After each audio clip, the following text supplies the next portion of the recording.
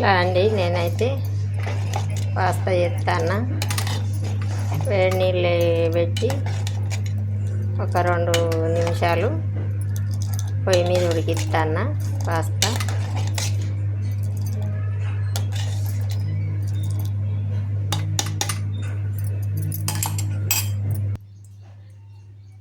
జల్లడ గిన్నెలనై తంపిన water పోయినాయి.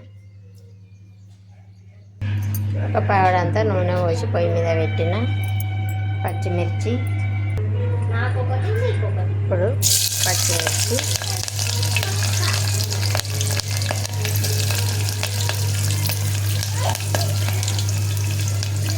ఉల్లిగడ్డ,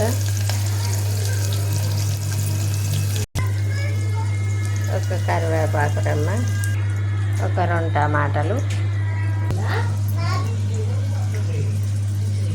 ఇప్పుడు కోసి పెట్టుకున్న చిన్న టమాటా ముక్కలు,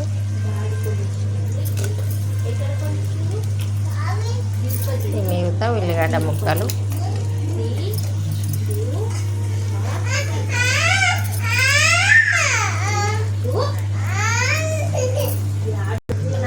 సరిపడా ఉప్పు, కొన్ని వాటర్ టమాటా ఉడికేటట్టు. చాట్ మసాలా లేదు కాబట్టి కొంచెం చిటికెడు ధనియాల పౌడర్ వేస్తా, కలర్ కోసం చిటికెడు పసుపు. ఇప్పుడు టమాటా మొత్తం ఉడికింది. ఇప్పుడు పాస్తా వేసుకుందాం.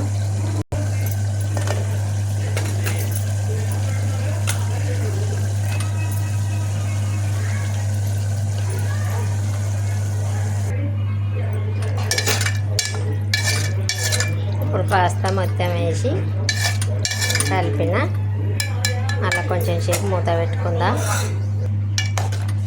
పాస్తా అయితే రెడీ. కొంచెం కొత్తిమీర కట్ చేసేద్దాం.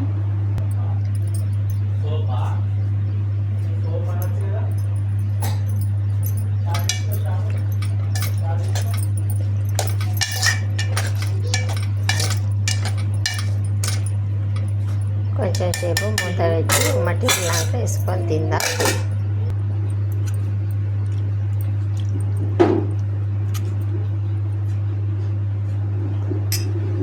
Pasta ready. ఇక